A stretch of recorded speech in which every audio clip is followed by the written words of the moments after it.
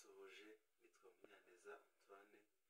Tugiye kwiga uburyo wacurangamo gitari mu buryo bworoshye uhereye ku manota y'ibanze. Tuzarebera hamwe inota rya do, turebere sol, turebere fa, turebere re, turebere si ndetse na mi.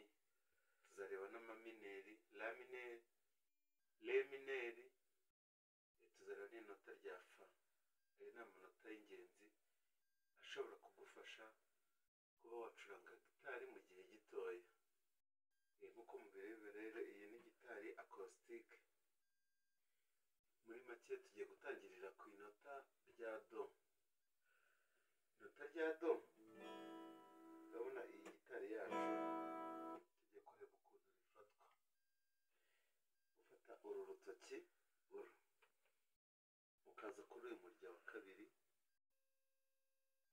ukarufatira ahangaha. Noneho uru usumba zose uhita urenga umurya wa gatatu ukajya ku wa kane. Noneho aka gatoki aka ugahita ujya ku murya wa gatanu. Noneho ukabifata neza. Gucuranga hano uhera kuri uyu murya, hakurya mubibona. Twongere uru rutoki, uru ufata uyu murya wa kabiri, uru rugafata uwa kane, uru rugafata uwa gatanu. Warangiza tugacuranga ahangaha.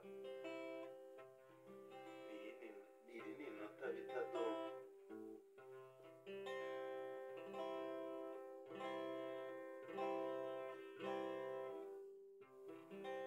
Inota do. Twongere twibutse umurya wa mbere. Uyu urafata umurya wa kabiri, uru rutoki rwa mbere uru urafata umurya wa kabiri.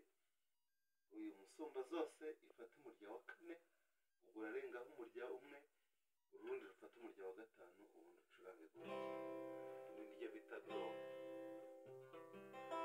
Kandi tubibutsa gukora subscribe, like ndetse na share. Ndetse haba hari inyunganizi mushaka kuduha, ugatera handi hepfo muri comment.